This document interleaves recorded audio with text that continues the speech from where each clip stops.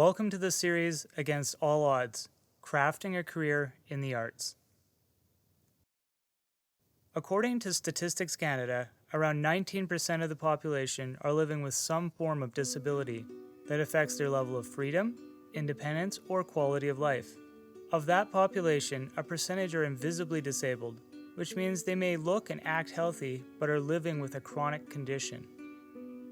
Having an invisible disability could happen to anyone at any time and can include autoimmune diseases, brain injuries and strokes, chronic pain, mental or psychological disorders, among others. People with invisible disabilities may not be able to work a full-time schedule or may need a modified schedule based on how they feel. But having an invisible disability doesn't mean living your dream is completely impossible. In this series, we will share with you stories of invisibly disabled professional craft artists who work or sell their art in Edmonton. We have also included valuable community resources that are important for any artist who wants to begin their career. I'm Amy, an award-winning artist and filmmaker who is invisibly disabled. And together with my husband Tanner, I will be sharing the stories of local artists with invisible disabilities.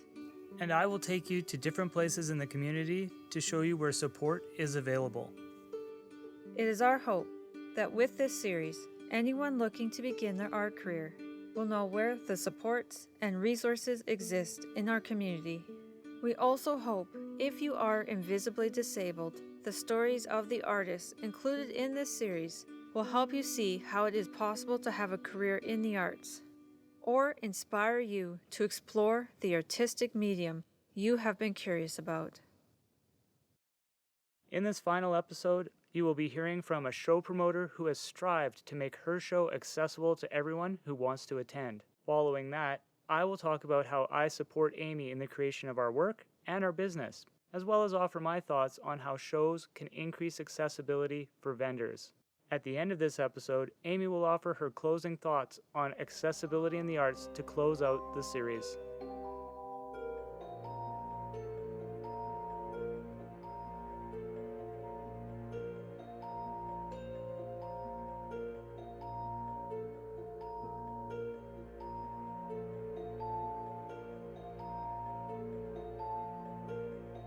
My name is Katie Carpets, and I own thewitchery.ca, and I co-run a market with my friend Deb, and it is the Witchery Market. Witchery.ca is an online-only Canadian witchcraft shop that is run by a witch who practices European and Slavic folk magic. Mesmerized by herbs, religious iconography, and the dead, I am a lover of low magic who enjoys helping people find the perfect incense, powder, or spell kit to draw the intent and energy they are seeking. The Witchery Market is a curated event where you can find a mix of handmade and hand-selected curiosities to add magic to your everyday life. The Witchery.ca has been around for about 10 years now, and the market is going into its 7th year. So the reason I started the Witchery Market is because I felt that organizers just didn't care about their vendors, and that once they booked the show, then they were done doing what they were doing. And being a vendor, I had just as much of a stake in it as people vending at the market, and I want us all to do really well. So I wanted to create a space where we would all be happy promoting each other, and there wouldn't be yes, you're competing with each other, but you're also pushing everyone there on and to do this as good as you can, and everyone supports each other. The reason I think our show has been so successful with vendors and customers is because we've got a good group of people that all support each other. So there's no, there's competition, but it's friendly and everyone supports each other, and the vendors all work together to make the show so successful. It makes me so happy that people come back and visit us again and again because of our welcoming environment. I chose a great building with an accessible location, and I've always loved the White Ave area. The location is very important to me because it makes it very accessible for people to be able to attend, And we've been asked before if we're going to move and let more people in, and we just really don't want to because the hall is so important to us.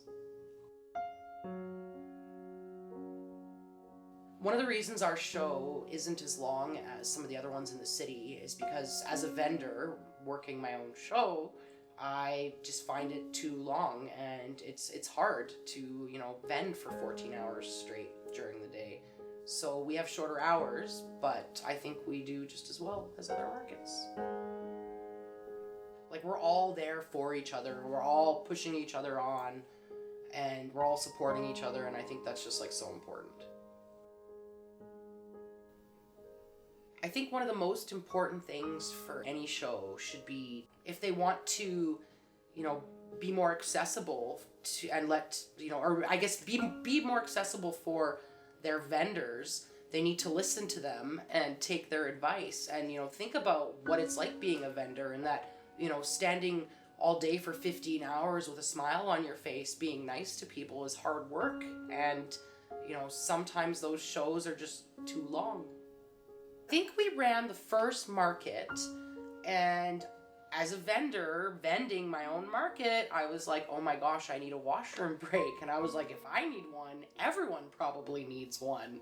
And so we decided to hire a worker that would be for everyone to use, basically. And that was something really important to me, that, they wouldn't have to pay extra for this. Because of our tight timeline with the hall, so we only had an hour to move out, we realized that was super unrealistic for some vendors who have very big, elaborate setups. And so we started offering a basically move-out service with, when the market was over, to our vendors if they needed it. One of the ways that we accommodate or try to accommodate vendors who, may normally not want to vend somewhere because they're concerned about needing extra help or something like that, we have a section on our form where they can fill out when they're sending in their application saying if they have any special requests. And I think for the most part, we've 100% honored those. And that's the thing too, is I don't have volunteers at the market. We don't do that. I'm not cool with that. We pay everyone for if they're working the door and stuff like that. And that's something that's super important to me. I think one of the most important things for anyone applying to any show should be to have a very active social media presence and have very good quality photos, because that's what makes you stand out against all the other vendors. And we want them to be just as active on our social media, because everyone will benefit from everyone interacting with each other. These people pull their weight and they comment on our posts, and everyone wants to be there, whereas a lot of people that apply just think they apply and they're done. And I think that's actually one of the reasons why shows don't, bigger shows don't do as well, is because they don't really care who comes in. They just let everyone in, and then they expect you to do your own promo for it, which to some degree, you have to, but you should be giving back too to the vendors. We do a vendor profile for every single vendor. When we select vendors for the witchery market, we always make sure that we don't select a lot of the same item or a lot of the same type of product, so everything is very unique. Another thing I think is really important when you're vending, if you are going back to the same type of market, that even though you might be vending with the same stuff again, or your items, you should always try and make sure you have something that's somewhat new or different, so it can be a variation of what you've made before. As a maker of handmade items, I always try to come up with a new oil or incense every time we have a new market, just to keep things fresh. It's super important for a vendor to fit in with a show, because the more they fit in, the better that they'll do there. And they should check out the show before they come, and that's not limited to just going to the show, but I think they should even check out the Facebook page and see how the organizer's posting the images and what they're looking for, and that will give you hints, towards your application when you need to go apply. As a vendor, or even if you want to start your own market, you need to go to markets and you need to go see what everyone else is doing and see what works and what doesn't, and then formulate your little plan of what you're going to do. yeah, if you want to start your own market, the only way I think to do it like good and properly is to go to a bunch of different markets and see what everyone else is doing, and not just like what are people making and stuff like that. Like you need to go and like, you know, how did this organizer post this on Facebook? Where else did they advertise it? You know, what else did I notice? I'm like, is there advertising? You know, are you seeing it as a sponsored ad? Like, how did they do it? Like, what does it look like? You need to look at all of that stuff, and then, you know, don't copy them, but like take note about, you know, what platforms they're using and how they're reaching their audience. And then, you know, figure out how you want your market to look and what you want it to be, and then apply that to it. Before you contact an organizer of a market or an event, I think it's super important for you to go through their website and check out their frequently asked questions section, because most of them will have it. I wouldn't just blind email being like, oh, I want to come to your market, how do I do it? Because you have to realize that like they get a lot of emails and most likely it probably won't be answered. Checking that section and finding out when you can apply is super important, and you'll probably be more likely to get in or find the answer you're looking for.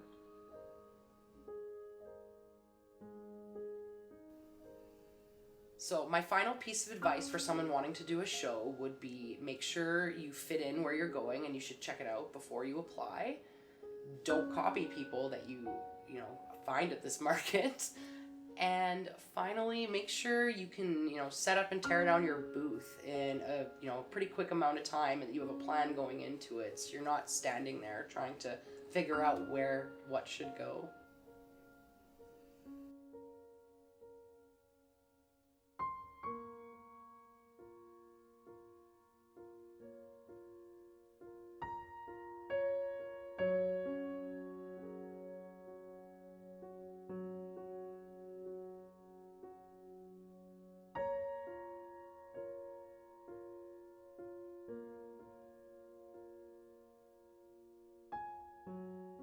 My name is Tanner. I live in Edmonton, Alberta, Canada.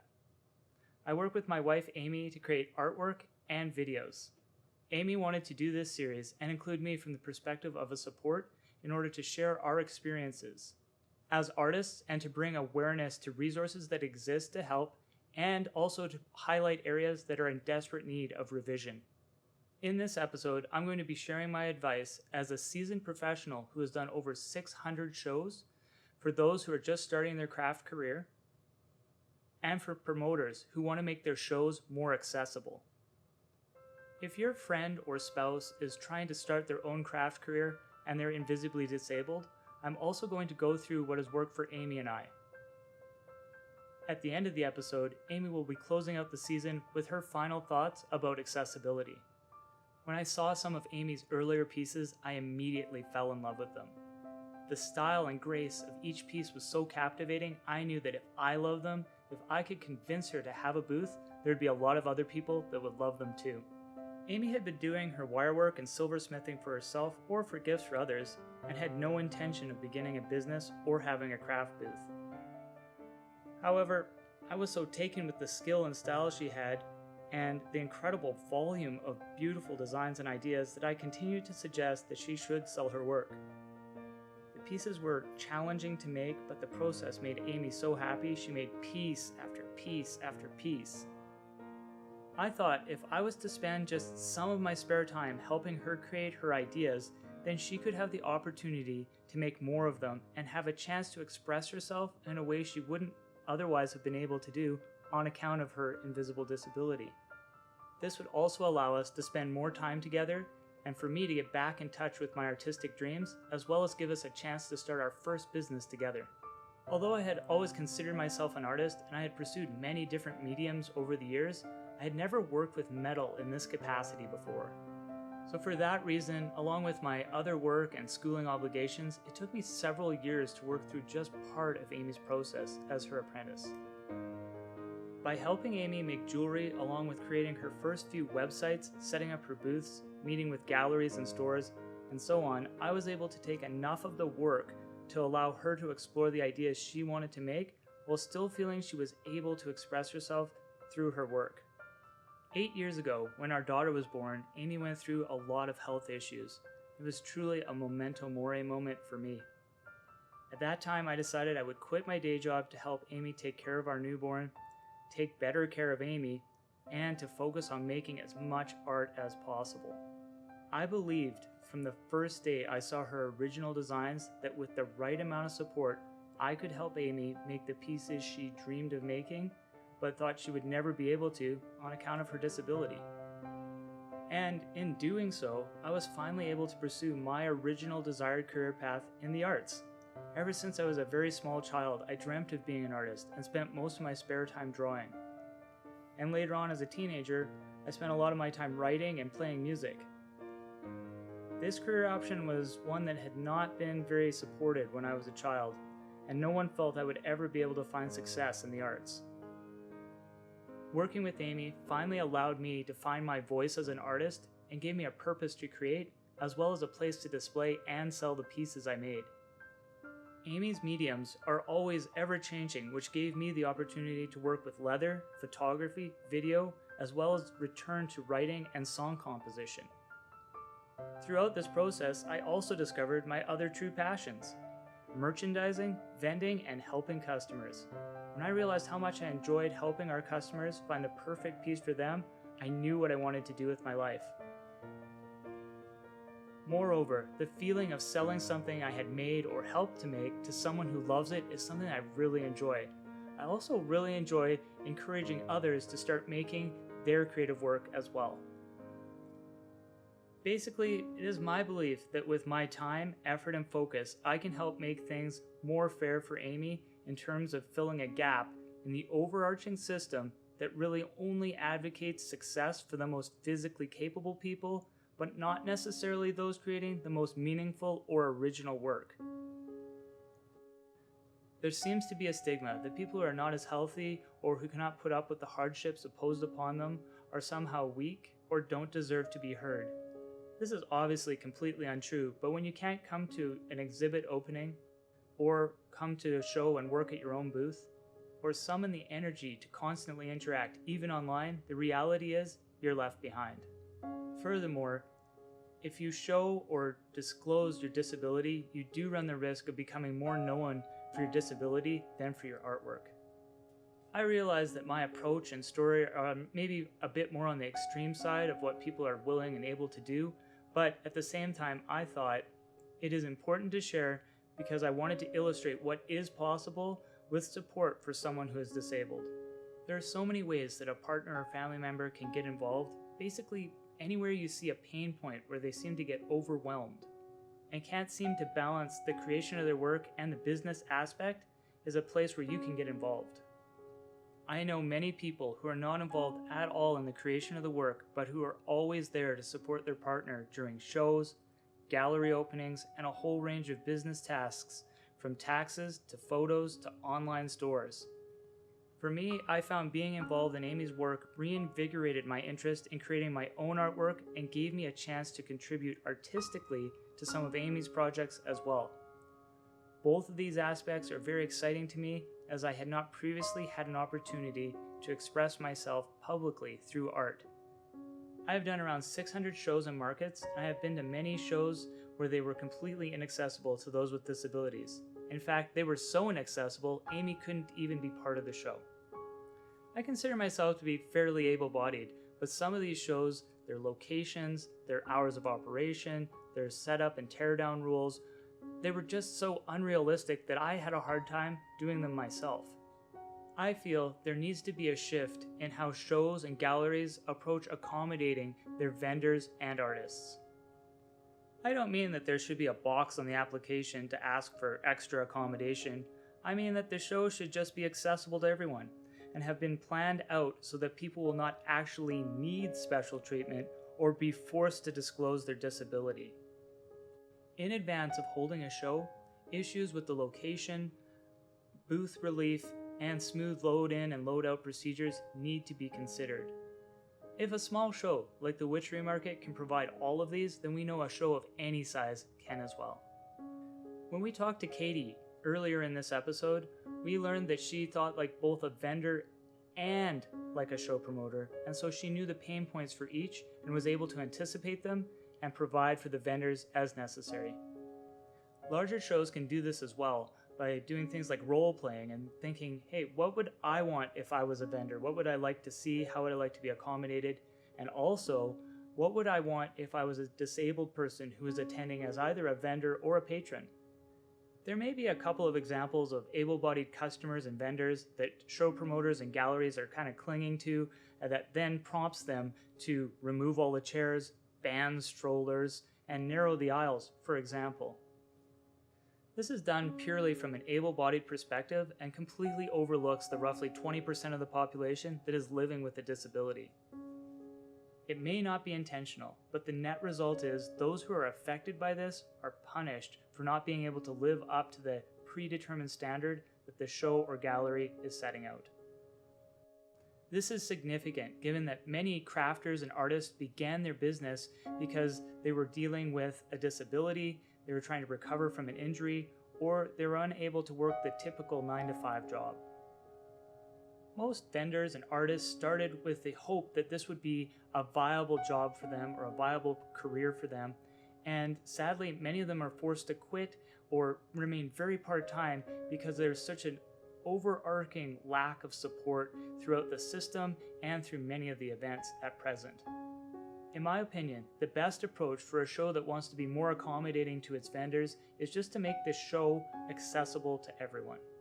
Have helpers for load in and load out, have security, tape down tripping hazards, provide tables and chairs, and also provide booth relief for bathroom breaks and meals as well. Also, shows should set the load-in day as the day before the show takes place or in the later afternoon of the first day to provide for a same-day setup that isn't completely exhausting for everyone. All of these accommodations have been provided by some shows, so we know that it could be put in place for all shows and all events as well. If you want to build up inventory for any show, especially a larger one, I have found it's extremely important to start earlier than you think you need to. Once you have done that, the trick is to work consistently on each day and week that you're able to work. As we have found and know all too well, this is especially true if you have any type of physical disability. Signs or cards with written information will also help reduce the amount of repetitive interaction if you have limited hearing or have difficulty speaking. You can then use very basic product displays and opt to rent tables and chairs wherever they're not provided for you, and that way it would allow you to avoid having to haul in anything that was too awkward or heavy or large. With your booth set to attract the attention of passing customers, you can then focus on providing the best customer service possible. Another idea for filling a booth when you have limited resources or are restricted in some way is to see if the show permits table sharing or splitting, or even to operate as a collective with one or more other artists. Becoming a part of the vendor groups for each type of show is a great way to make new friends, find support, find staff for your booth, and network for all kinds of events or opportunities. I have found being a part of the communities that I vend with to be one of the most enriching aspects of vending. Making the leap from part-time to full-time can be fairly scary. I know it was for me. However, I found there is no perfect time.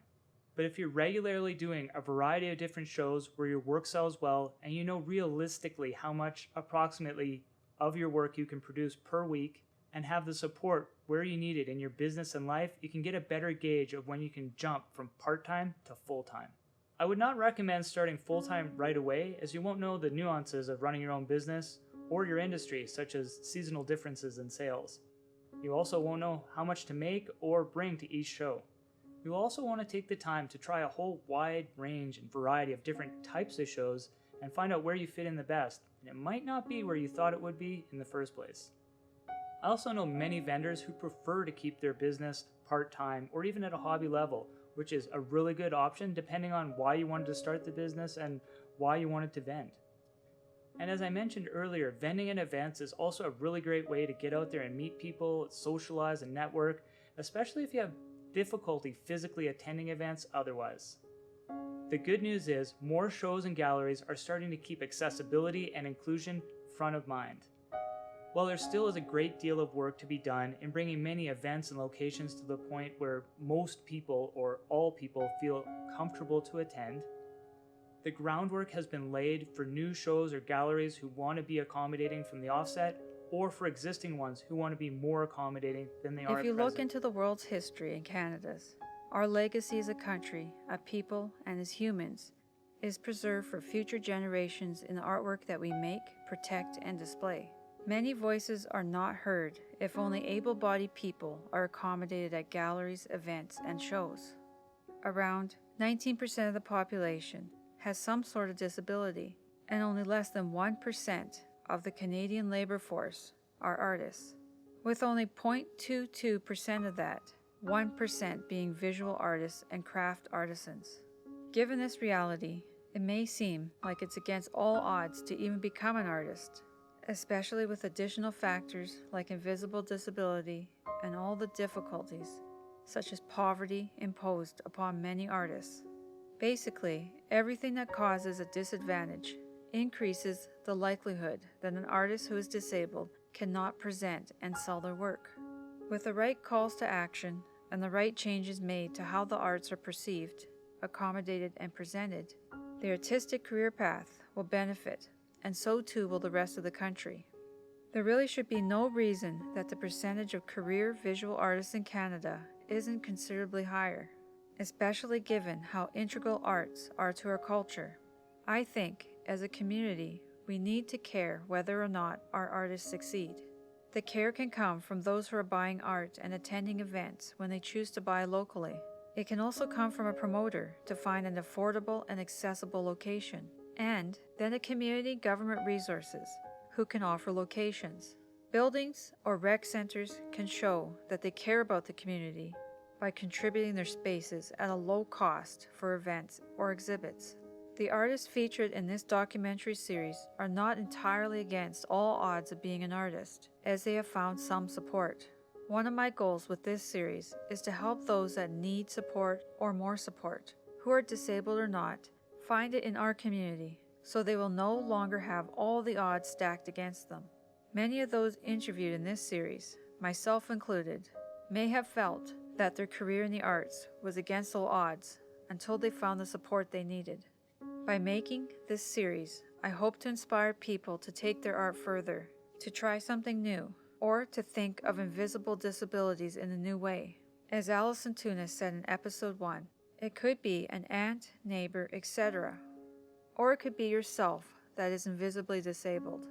Edmonton has lots of supports for all levels, and if you're looking for a way to express how you feel, cope with your health, and create even a part-time career, the arts can be a viable option. I hope this series will inspire a change on how art is presented, where accessibility for artists and patrons will be taken into consideration when planning new exhibits, shows, and events.